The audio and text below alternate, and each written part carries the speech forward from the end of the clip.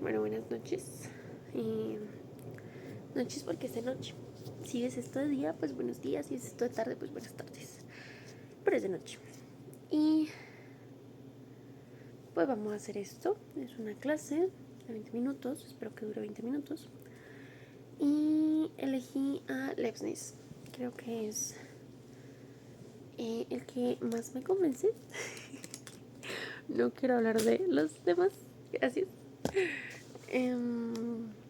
Y no sé, siento que lo debo porque me demoraba mucho en entenderlo. Entonces, quiero entenderlo. Y creo que la mejor manera de entenderlo es poder dictar una clase. La pausa para mostrar esto tan bonito que yo tengo. Y lo quiero como mostrar. Es un Saturno, pero bueno, ahora sí. Tengo mis apuntes. Decidí preparar mi clase de esta manera. Pues vamos a ver cómo sale. Espero que salga bonito. Entonces, ¿quién es Leibniz? Leibniz nunca había visto su nombre, pero se llama Gottfried Wilhelm Leibniz. Nació en 1646 y murió en 1716. Estudió muchas áreas, o sea, no sé si la principal era la filosofía, pero pues se enfocó en la filosofía, la matemática, la lógica, historia, física, aportó a muchas áreas. Esta clase va a ser sobre filosofía moderna, entonces nos vamos a enfocar en la filosofía y como que el enfoque de las clases es más que todo hacia los fundamentos de cada autor, lo que piensan que es esta pregunta por explicar, esta pregunta por cuestionarse más bien el origen o la existencia, y también pues hay como un enfoque distinto hacia la pregunta por Dios. ¿Quién es Dios en todo este asunto? Entonces, bueno, ¿cuál es la función de Dios en todo este asunto? Entonces, pues bueno, más que todo de eso hablar esta clase. Y vamos a empezar con que antes de que existiera pues Leibniz estaba Spinoza, ¿no? Y pues lo último que había propuesto, me estoy quitando las medias, perdón. Lo último que había propuesto Spinoza era la idea de sustancia, la idea de la unidad, la idea de algo grande y que era único y que en todo eso había muchas cosas adentro que pertenecían a una misma cosa, a la sustancia, a Dios. A lo que Leibniz digamos que no está muy de acuerdo, porque pues cree que hay como una problemática, y es que si hay toda esta sustancia, toda esta unidad en la que todo pertenece a esta sustancia, a la unidad, pues entonces, ¿dónde estaría la diferencia? La individualidad, más no. Sí, la individualidad. Estoy nerviosa. Entonces, pues estaba este problema. Entonces, uno cómo podría diferenciarse de los peluches, por ejemplo, o de un animal, o de otra persona, si pertenecemos a lo mismo. Entonces, no hay como esto que nos diferencie de, y por tanto no hay individualidad, aunque sí haya unidad. A lo que pues al presentar como esta problemática, pues entonces nos habla de que las sustancias son mónadas, o la sustancia es la mónada simple. Y aquí empieza a narrarnos como su postulado, tal vez. Entonces pues voy a empezar a hablar de Leibniz. Todo empieza con la monada simple. Y para poder entender eh, todo lo que se construye, hay que primero entender la monada. ¿Qué es una monada? Pues una monada, él la referencia con un átomo, porque pues en esa época ya había una idea de lo que era un átomo, pero la diferencia, la distancia, en el sentido de que conocemos el átomo y sabemos que el átomo se puede dividir de muchas maneras, y el átomo se considera físico, o sea, material. En cambio, la monada no es material. Como que afirma que no es material. ¿Por qué? Porque él tiene que salirse de la problemática. Son mis papás riéndose, no sé si se escuchan, perdón, pero se están riendo. Entonces, estábamos diciendo que la monada no la afirma como algo material, sino como algo inmaterial. ¿Por qué? Porque resulta que esta monada no tiene partes, es invisible, no tiene extensión, o sea, no tiene brazos ni nada. No sé cómo se puede imaginar una monada, ya voy a decir cómo. Y bueno, esas dos son muy importantes. Bueno, adicional a eso, entonces no tiene partes, no tiene extensión y no tiene entrada. O sea, como que el exterior no le afecta, no le importa. La monada es chiquita y es en sí misma. Y pues yo la comparo con un punto, porque yo pienso, Valentina piensa que un punto no existe, solamente es una creación abstracta. Entonces, pues se puede comparar de esta manera. Yo la comparo con un punto. ¿Qué pasa? Que este punto, esta monada, las monadas, para diferenciarse de las otras, porque no tienen contacto con las otras, pues todo lo que las caracteriza es interno, todo lo que las caracteriza está adentro. Y todo lo que son o serán, con miedo de equivocarme, están adentro. Todo es interno. Todo es de adentro hacia afuera. Entonces tienen un conocimiento innato. Mis papás se están riendo y yo no sé por qué se están riendo. Pero bueno, no, yo quiero saber por qué se están riendo. Es más curiosidad. Pero bueno, sigamos. Tiene conocimiento dentro. Entonces aquí ya él nos resuelve la individualidad. Entonces cada monada tiene su propia información.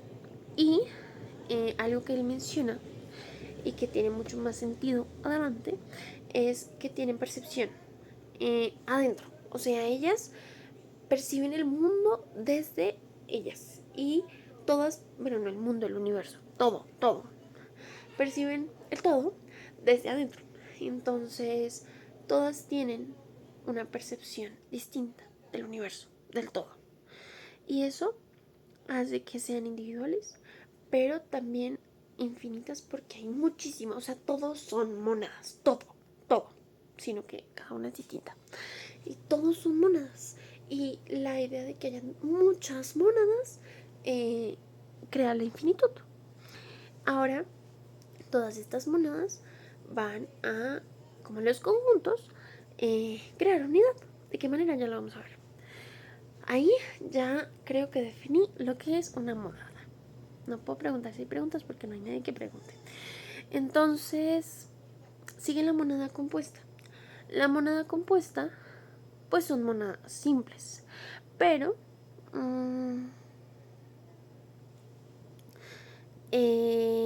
no se juntan. Ya digo qué pasa con ellas. Bien, las monadas compuestas son grupos de monadas. Ellas no se juntan como los átomos, no se pegan. No es como que push, sino que se organizan. Y estas crean organismos. ¿Por qué? Porque esta idea de la percepción, no sé cómo explicarlo. Es como que al ellas estar todas junticas, crean el todo. No el todo, o sea, sí, esto es un montón de monadas. Entonces, el estar las monadas juntas, organizadas, crean el organismo. Pero es necesario que haya dos cosas: una mónada dominante y las mónadas subordinadas. Ahora, ¿cómo sabemos cuál es una mónada dominante y cuál es una mónada subordinada? Ahí pasamos al siguiente punto, la entelequia. ¿Qué es una entelequia? Para poder explicarlo de la mónada compuesta. Una entelequia nos permite entender lo que sería la jerarquía, y la mónada dominante es, bueno, no sé, me estoy rayando, pero entonces la entelequia es la fuerza. Eso se lo robó un poco de Aristóteles con lo del con lo del motor. No sé qué voy a decir, pero sé que voy a decir un error. Pero entonces la entelequia es que todas las monadas tienen fuerzas, o sea, son monadas que constantemente están activas. Ellas no se quedan quietas, no son pasivas, son activas. Todas son activas dentro de su naturaleza. Entonces, ¿qué pasa? Resulta que dependiendo de su percepción, que es innata, recordemos eso, dependiendo de su percepción, pues depende su fuerza. Y la fuerza es la que cataloga a una mónada dominante de una mónada subordinada. Ahora, hay tres tipos de mónadas, bueno, tres tipos de entelequias, perdón. Entonces, o sea, digamos que en las cosas, la mónada dominante suele contener una entelequia de tipo poca fuerza, ¿sabes? Entonces, hay percepción, pero es muy nula. Y es que siento que muy nula es decir que no tiene nada, pero como muy baja. La percepción es muy baja, por lo tanto la percepción es confusa. Y esto radica en organismos que son cosas, o sea, el peluche, que es muy lindo, pero es un organismo con una entelequia de bajita, de percepción bajita. Ahora, hay otra que es la que contiene los animales, que pues es esta entelequia donde esta mónada dominante pues contiene percepción, pero además de tener percepción también tiene memoria y hasta ahí. O sea, como que digamos que es el que tenga memoria le permite construir como, o sea, vivir tal vez, pero a partir de los hábitos, o sea, de lo que recuerda, actúa. Entonces, pues sí. Y no tiene reflexión, o sea, no tiene la capacidad para reflexionar. Finalmente están las mónadas dominantes que tienen una entelequia de tipo, creo que se dice así, la verdad no sé si se dice así, pero siento que eso suena coherente.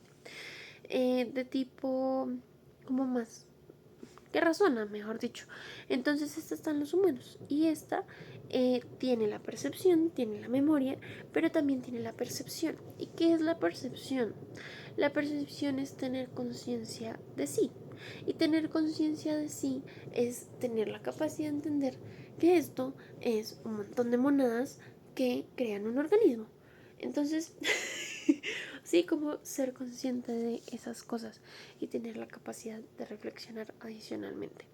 Entonces, digamos que es importante entender que hay entelequia y que la fuerza permite que hayan monadas compuestas de diferentes tipos. Entonces, dependiendo de la monada dominante que tenga cada pues, conjunto de monadas, se crea un organismo distinto, ya sea una cosa, un animal o un ser como el que me está viendo o como el mío. Y bueno, ya, digamos que eso con respecto a definir lo que él construye sobre la metafísica tal vez y sobre la razón, lo que construye todo esto. Ahora, queda una pregunta, ¿no? Y es que no podemos olvidar que yo dije constantemente que la mónada simple en sí misma no tiene, bueno, él dice que no tiene ventanas, yo nunca dije eso, entonces digamos que al no tener como un contacto con el exterior que le permita, no sé, como diría tal vez, como que por medio de los sentidos aprender. No, la mónada no experimenta eso. La mónada ya tiene el conocimiento, ya tiene características y todas son distintas, ninguna tiene las mismas características. Entonces la pregunta es, ¿quién les da esta información? ¿Quién les mete esta información a las mónadas? ¿Quién las configura? Y la respuesta es muy sencilla, pues Dios. Pero no un Dios creador en sí mismo, es un Dios como fundamento, Dios como... Sí, como fundamento. Ya hemos definido qué es fundamento. Fundamento es el principio de todas las cosas. Un Dios en el sentido de que Él es el boom, el principio de todas las cosas. Entonces, habría que pensar en el hecho de que Dios es una monada suprema, es que no sé si decirle sustancia o monada, ahí sí no sé, pero pues yo le diría una monada suprema o una monada necesaria. ¿Por qué? Porque pues resulta que estas monadas deben, o sea, Si todas son distintas, ¿quién las comunica a ellas? Si todas tienen características distintas, entonces ¿quién las junta? ¿Cómo se juntan? Y como no tienen contacto entre ellas porque no se pueden comunicar entre ellas, ¿quién hace todo este juego de billar? Yo pensando en cosas. Pero si la metáfora se entiende, no lo sé. Pero pues pensando en las bolitas, pues pensar en quién las organiza. Pero sí, o sea, quién agrupa las mónadas, quién crea los organismos, eh, quién crea las, o sea, cómo es posible que estas tengan estas percepciones y todo ese tipo de preguntas a partir de la monada simplemente existe y Dios es el que mueve estas monadas, Dios es el que les da sentido a estas monadas. Entonces es él y solo él el capaz de crear la armonía y el capaz de evitar el caos. A esto hay que explicarlo de razón suficiente. ¿Qué pasa? Que hay una razón para que las mónadas o la mónada simple o el organismo que creen estas mónadas compuestas sea de esa manera y no de otra. Tiene una razón. Y eso fue elegido por Dios. Y Él elige el mundo, y esto me cuesta decirlo mucho,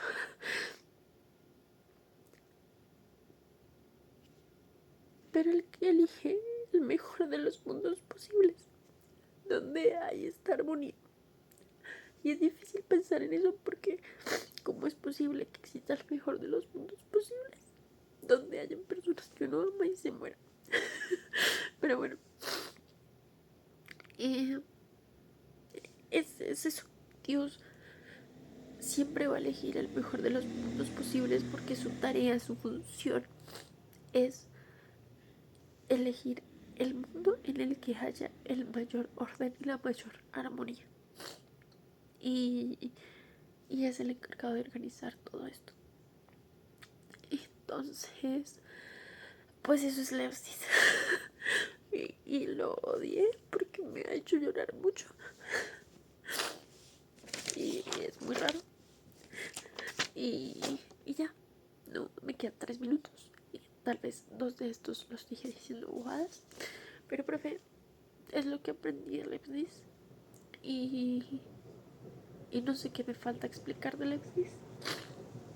Eh, Siento que ya está todo lo que preparé.